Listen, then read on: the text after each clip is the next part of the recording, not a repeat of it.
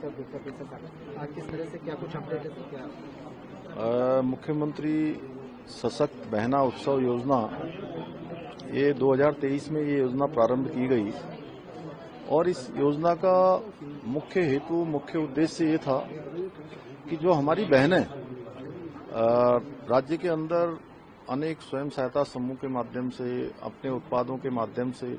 बहुत अच्छे अच्छे उत्पाद बना रहे हैं। जैसे ये मैंने ये पहना हुआ है, ये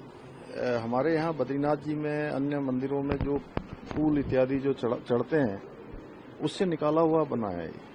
और इसकी मांग फूलों से पूरी तरह से ऑर्गेनिक है, कहीं पर कोई केमिकल यूज नहीं है और शानदार है, इसकी डिमांड हो रही है। इसी प्रकार से बहुत सारे उत्पाद आज चाहे वो हाउस ऑफ हिमालय ब्रांड हो, हिलांस हो या हमारे अन्य उत्पाद अन्य जो भी नाम हैं उन नामों की बने हुए उत्पादों की मांग आज पूरे देश और दुनिया में हो रही है और हमारी जो बहनें हैं उनके अंदर इतना कौशल है, इतना परिश्रम करती हैं और काम में इतनी सफाई है कि मैं सच बताऊं तो बहुत बार मैंने कहा है कि हमारी बहनें इस कार्य में, उत्पाद बनाने में, उत्पादन में, निर्माण कार्यों में मल्टीनेशनल कंपनियों से भी अच्छा काम कर रही हैं। उनको एक अच्छा बाजार मिले, अच्छी विपणन की व्यवस्था उनकी हो, उनका बनाया हुआ जो सामान है वो आसानी से मार्केट में लोगों के लिए उपलब्ध हो, उसके लिए स्थान मिले। उसी के लिए हमने मुख्यमंत्री सशक्त उत्सव बहना योजना प्रारंभ की है और अभी तक 7 करोड़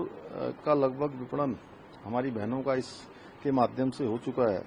आगे भी हमारा प्रयास होगा, हर प्रकार से उनको प्रोत्साहित करें, उनके जो उत्पाद हैं उनको मार्केट में उपलब्ध कराएं। सर, आपने सरकारी प्रोग्राम में करने के बाद देखिए, अभी 2 दिन पहले आदरणीय प्रधानमंत्री जी ने सभी देशवासियों को भी संबोधित करते हुए कहा है कि हमको अब सारे स्वदेशी उत्पादों को ही अपनाना है। अपने जीवन में उपयोग में आने वाले, घर में उपयोग में आने वाले, कार्यालय में उपयोग वाले, दैनिक जीवन में जहां भी हमको जो भी सामग्री का उपयोग करना है वो सारी की सारी सामग्री हमारी स्वदेशी होनी चाहिए। उसी की तर्ज पर हमने उत्तराखंड में पहले से ही ये कहा है कि जितने भी हमारे सरकारी कार्यक्रम होंगे और उन सभी कार्यक्रमों में जो हमारी बहनों के द्वारा, स्वयं सहायता समूह के द्वारा बनाए गए उत्पाद हैं, उन्हीं उत्पादों को मोमेंटो इत्यादि के रूप में जो है लोगों को भेंट किया जाए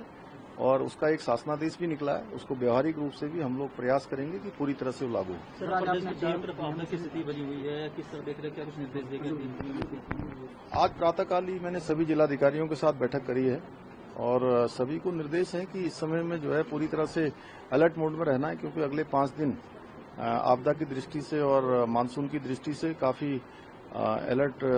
मौसम विभाग ने कहा है कि अलर्ट है, तो उसमें सभी आपस में समन्वय करें। हर जगह पर जहां जल भराव हो रहा है, रोडें डिस्कनेक्ट हो रही हैं, भूस्खलन हो रहा है, पुल ध्वस्त हो रहे हैं या बिजली की लाइनें हैं, पानी की लाइनें हैं, अन्य व्यवस्थाएं हैं, दवाइयां हैं, उन सभी का जो है समन्वय करके लोगों को राहत पहुंचाने का काम और रिस्पांस टाइम बहुत जल्दी हो उसकी व्यवस्था करें और जो एनडीआरएफ, एसडीआरएफ सभी से लगातार समन्वय करते हुए जहां पानी का जल भराव ज्यादा हो रहा है या नदियों का जल स्तर बढ़ रहा है, उनके किनारे रहने वालों के लिए पहले से ही जो है अन्य स्थानों पर व्यवस्था की जाए और सभी अलर्ट मोड में रहें। सर, स्वास्थ्य विभाग की अगर बात है तो लगातार सवाल उठते रहे हैं प्रदेश में, कभी खासकर प्रदेश क्षेत्र में कभी मरीजों को इलाज नहीं मिल पाता, ऐसी दिक्कतें तमाम हमें देखने को मिलती है। नहीं, अभी 2 दिन पहले हमने बैठक करी है और हमारा प्रयास होगा कि स्वास्थ्य व्यवस्थाएं हमारी जो है अच्छी हों और इस काम को जो है हमारे सभी लोग मिलकर हम लोग अच्छा करेंगे, सारे स्वास्थ्य विभाग के लोग भी करेंगे और सब लोग उसमें सहयोग करेंगे। सारे जिलाधिकारियों को भी आज भी निर्देश दिए हैं कि अस्पतालों का भी वो जाकर निरीक्षण करें, अस्पतालों की व्यवस्थाओं को भी देखें। मैं भी जाऊंगा।